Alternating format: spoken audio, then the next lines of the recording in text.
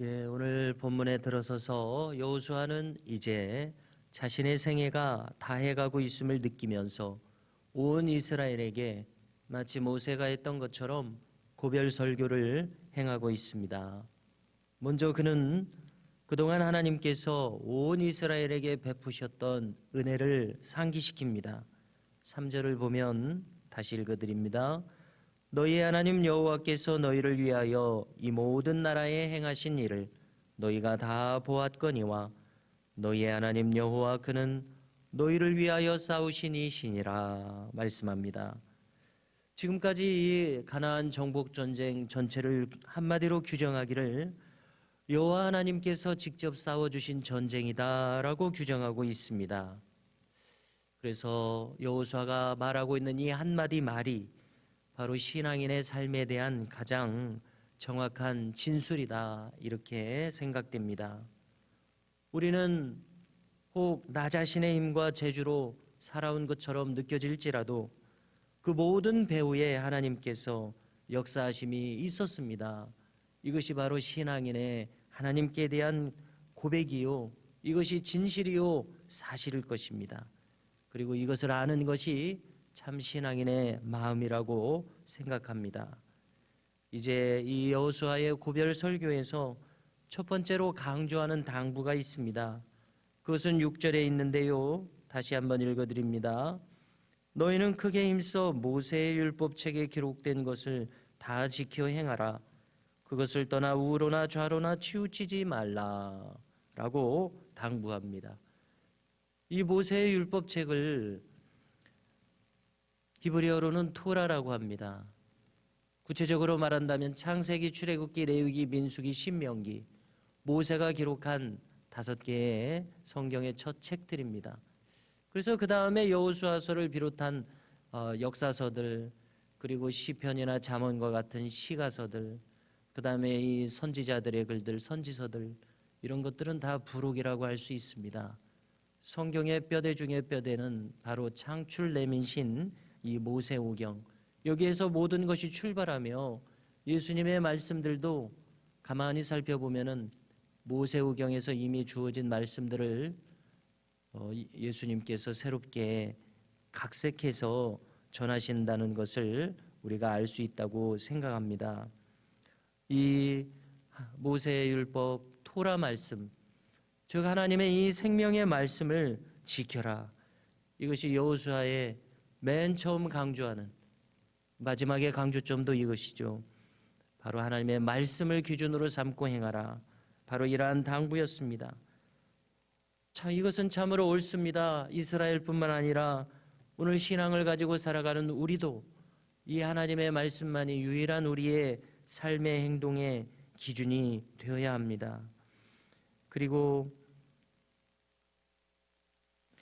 이 말씀을 준행해서 순종하느냐 불순종하느냐에 따라서 이스라엘의 흥망이 달려있다고 말합니다. 그리고 이것을 지켜가기 위한 구체적인 행동 지침을 내리고 있습니다. 먼저 그들이 해야 할 것은 여기 이 가나안 땅에 남아있는 잔존하여 있는 이 이방 민족들 가운데 들어가서 살지 말라는 것입니다. 만일 그렇게 한다면 어떤 결과가 나오겠습니까? 그들이 살아가는 이 토착 원주민들의 문화에 완전히 동화되어 버릴 수밖에 없습니다. 왜냐하면 그들 속에 들어가기 때문에 그렇습니다. 그들을 따라서 살지 않을 수 없겠지요. 그래서 이때 가장 문제가 되는 것은 그들이 이미 가지고 있는 토속 신앙입니다. 여기에 동화되어 버린다면 이것은 하나님을 떠나서 살 수밖에 없는 우상 숭배의 삶으로 추락해 버립니다. 그래서 그들의 신들의 이름을 부르지 말라고 하십니다.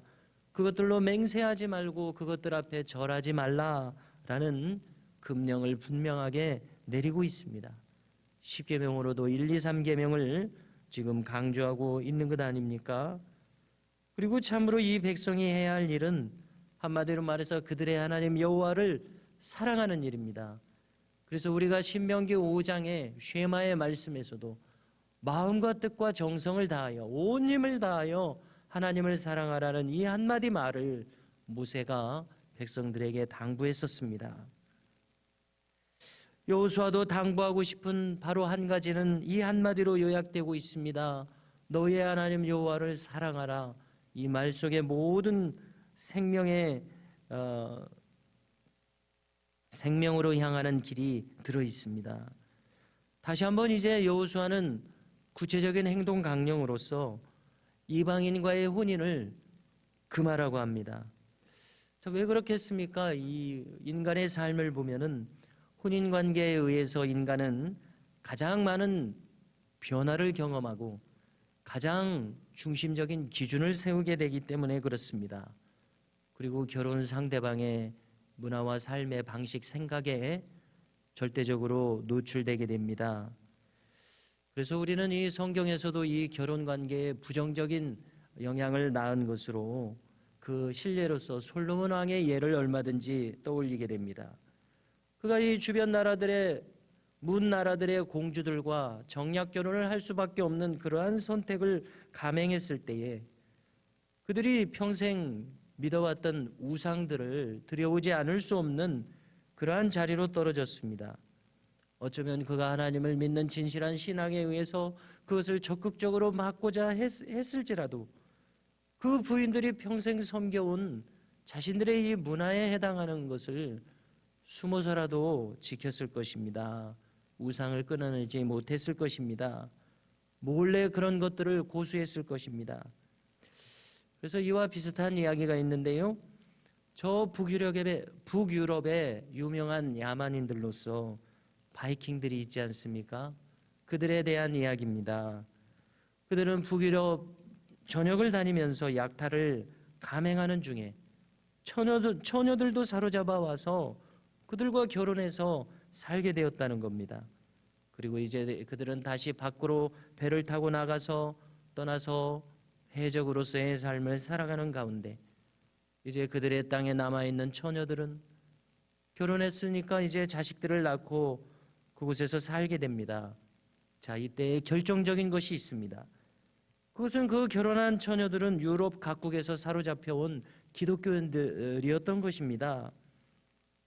그래서 그 결과 5년, 6년 지나고 나면 그 처녀들이 낳아 기른 자식들은 기독교인으로서 자라고 있는 겁니다.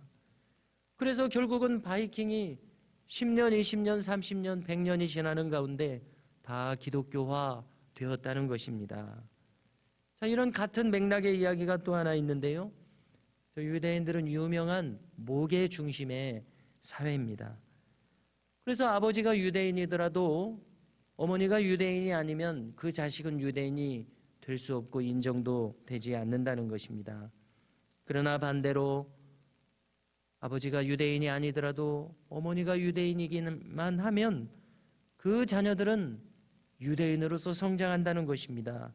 어머니가 유대인이면 그 자식은 유대인이 된다는 것입니다. 이것은 무엇을 말합니까? 인간이랑 가장 밀착해서 성장하는 그 대상이 바로 어머니입니다. 어머니의 절대적인 영향을 자식이 받을 수밖에 없게 되지 않겠습니까? 그러므로 어머니가 평생 기독교인으로 살아간다면 그 자식들은 기독교인으로 살아갈 수밖에 없다는 것입니다. 그러나 반대로 저 가나안 원주민과 결혼한다면 그 자식들은 하나님 신앙을 떠날 수밖에 없게 될 것입니다. 바로 여호수아는 이미 모세도 이것을 강조해서 교훈했었던 그대로 이제 남아있는 후세대들을 위해서 이것을 강조해서 지금 고별 설교를 전하고 있습니다. 만약 너희들이 저 원주민들과 혼인관계를 맺는다면 필히 그것은 그들로 인하여 올무와 덫이 될 것이요 옆구리의 채찍과 눈의 가시가 될 것이다. 눈의 가시가 얼마나 불편하고 성가실 것입니까? 그리하여 그 결과는 너희들이 하나님에 의하여 이 땅에서 멸절되게 될 것이다.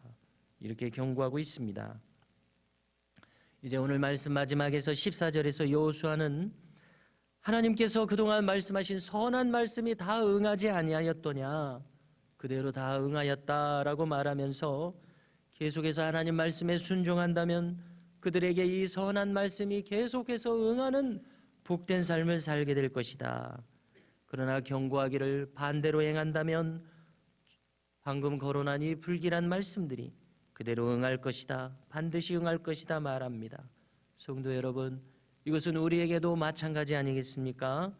참으로 우리가 바라는 것은 무엇입니까? 우리의 생에 있어서도 우리가 하나님의 말씀의 편에 섬으로 말미암아 그 하나님의 선한 말씀들이 우리의 삶에도 늘 이루어지도록 우리도 순종하고자 힘쓰는 삶을 살아갈 수 있기를 주님의 이름으로 축복합니다.